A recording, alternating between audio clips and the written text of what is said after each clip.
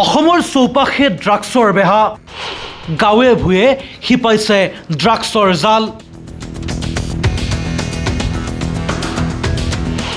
জাতি সমাজৰ বাবে ড্ৰাগছ এক ডাঙৰ অভিশাপ হঠাৎ নোহোৱা হ'ল অন্বেষা যোৰহাটত যুৱতীৰ ৰহস্যজনক মৃত্যু ড্ৰাগছ পাৰ্টিৰ অভিযোগক লৈ চাঞ্চল্য মূল অভিযুক্ত আৰিয়ান গোস্বামী গ্ৰেপ্তাৰ এতিয়াও পলাতক আন অভিযুক্ত অংকিত দাস আৰিয়ানৰ ফ্লেটত আছিল মুঠ ৫ যুৱক যুৱতী ড্ৰাগছ অভাৰড'জৰ ফলতেই মৃত্যু চিচিটিভিত বন্দী চিকিৎসালয়লৈ নিয়াৰ দৃশ্য JMCHত চিকিৎসাধীন অৱস্থাত মৃত্যু যুৱতীৰ অসমত ক্ৰমাৎ ভয়ংকৰ ৰূপ ধাৰণ কৰিছে ড্ৰাগছৰ বেহাই চহৰৰ পৰা গাঁও নগৰৰ পৰা গ্ৰামাঞ্চল সমাজৰ ভিন্ন স্তৰত শিপাবলৈ ধৰিছে নিষিদ্ধ ড্ৰাগছৰ জাল এইবাৰ যোৰহাটত এগৰাকী যুৱতীৰ ৰহস্যজনক মৃত্যুক কেন্দ্ৰ কৰি পোহৰলৈ আহিছে ড্ৰাগছ পাৰ্টিৰ চাঞ্চল্যকৰ তথ্য যোৰহাটৰ দহাবৰা গাঁৱৰ গৌৰী এনক্লেভ নামৰ এপাৰ্টমেণ্টত এগৰাকী যুৱতী চেতনাহীন অৱস্থাত উদ্ধাৰ হোৱাৰ পিছতেই সৃষ্টি হৈছিল তীব্ৰ চাঞ্চল্য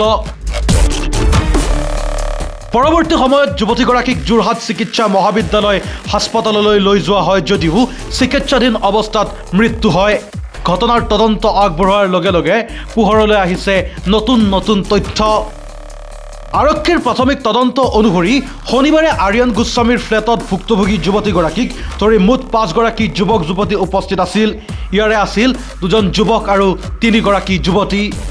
তদন্তত উপস্থিত থকা ২ যুৱতীয়ে পাৰ্টিত ড্ৰাগছ সেৱন কৰাৰ কথা স্বীকাৰ কৰা বুলি জানিব পৰা গৈছে আনহাতে নিহত যুৱতীগৰাকীৰ সৈতে সেই নিশা পাৰ্টিত উপস্থিত থকা এগৰাকী বন্ধুৱে দাবী কৰা মতে ড্ৰাগছৰ অভাৰড'জৰ ফলতেই যুৱতীগৰাকীৰ মৃত্যু হৈছিল অৱশ্যে মৃত্যুৰ প্ৰকৃত কাৰণ এতিয়াও তদন্তৰ বিষয় ইফালে চিচিটিভি ফুটেজতো সম্পূৰ্ণ দৃশ্য পোহৰলৈ আহিছে চিচিটিভিত যুৱতীগৰাকীক এগৰাকী বান্ধৱী আৰু আৰিয়ান গোস্বামীয়ে চিকিৎসালয়লৈ লৈ যোৱা দেখা গৈছে ইয়াৰ পিছতে JMCHত মৃত্যু ঘটে যুৱতীগৰাকীৰ ঘটনাৰ পিছত আৰক্ষীৰ তদন্ত তীব্ৰতৰ হয় অৱশেষত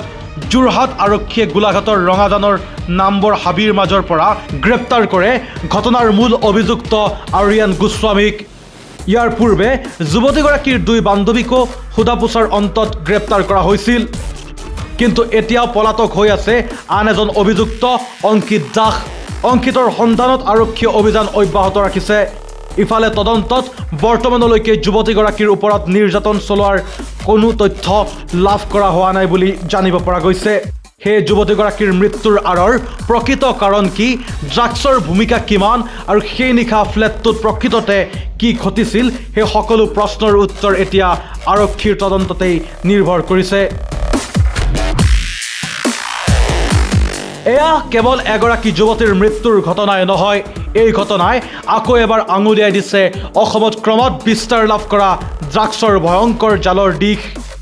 যুৱ প্ৰজন্মক গ্ৰাস কৰা এই বিষাক্ত সংস্কৃতি ৰোধ কৰাটো এতিয়া কেৱল আৰক্ষী প্ৰশাসনৰ দায়িত্ব নহয় সমগ্ৰ সমাজৰ বাবেই এক ডাঙৰ প্ৰত্যাহ্বান ড্ৰাগছৰ বিৰুদ্ধে যুঁজখন কিমান কঠিন হ'ব সেয়া সময়েই ক'ব কিন্তু যুৱ প্ৰজন্মক এই অন্ধকাৰৰ পৰা আঁতৰাই ৰখাৰ দায়িত্ব আজিয়েই ল'ব লাগিব অভাৰড'জ ড্ৰাগছ কোনে কোনে লৈছিল সেইদিনা